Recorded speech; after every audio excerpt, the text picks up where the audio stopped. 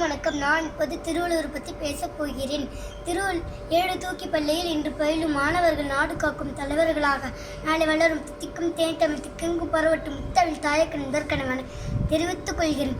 ஈரடிக்குறளில் உலக தத்துவங்கள் அனைத்தையும் திருக்குறள் என்னும் உன்னத படைப்பின் மக்களுக்கு எடுத்து சொன்னவர் திருவள்ளுவர் கிமு 31 பிறந்தார். திருவள்ளுவர் தினம் தை 2ஆம் தேதி கொண்டாடப்படுகிறது. திருவள்ளுவர் பெற்றோர் ஆதிபகவன் ஆவார். இதனால் தான் முதல் குறளை அகர முதல் எழுத்தெல்லாம் ஆதிபகவன் தச்சே உலகின தனது பெற்றோரை சேர்ப்பித்திருக்கிறார் என்றும் கூறப்படுகிறது. இவருடைய மனைவி பெயர் வாசு. சென்னையில் உள்ள மயிலாபுரி திருவள்ளுவர் வாழ்ந்து வந்தார்.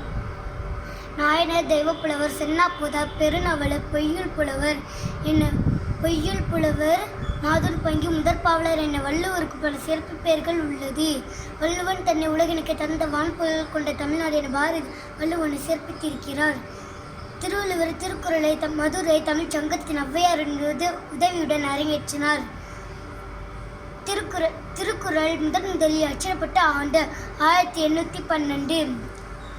திருக்குறளை தமிழில் எழுதி உலக இலக்கிய தமிழர்களை தன் நிமிர செய்த திருவள்ளுவர் ஒரு மனிதனின் முழு வாழ்க்கையே புரட்டி போடக்கூடிய ஆற்றல் மிகுந்த நூல் திருக்குறள்.